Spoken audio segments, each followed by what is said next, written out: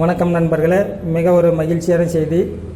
இடைநின்ற மாணவர்களை மீண்டும் பள்ளியில் சேர்க்க எடுக்கப்பட்டு வரும் நடவடிக்கை பற்றி பள்ளிக்கல்வித்துறை செயலாளர் இயக்குனர் பதிலளிக்க உயர்நீதிமன்ற மதுரை கிளை உத்தரவிட்டுள்ளது. நண்பர்களே, மாணவர்களின் எண்ணிக்கை ஏற்கனவே கூடுதலாக அரசு பள்ளியில் சேர்ந்துள்ளனர். ஆசிரியர்களின் எண்ணிக்கை அதிக அளவில் தேவைப்பட்டு கொண்டு இருக்கிறது.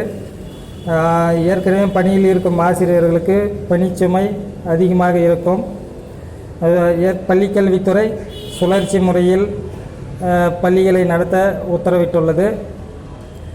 நண்பர்களே, இது ஒரு மிகுந்த மகிழ்ச்சியான செய்தி. மாணவர்கள் எண்ணிக்கை அதிகமாக தேவைப்பட்டால் ஆசிரியர்களின் எண்ணிக்கை மேலும் கூடுதலாக இருக்கும். ஆசிரியர் பணி நியமனம் பற்றி அதிகாரப்பூர்வ தகவல் இன்னும் வரவில்லை.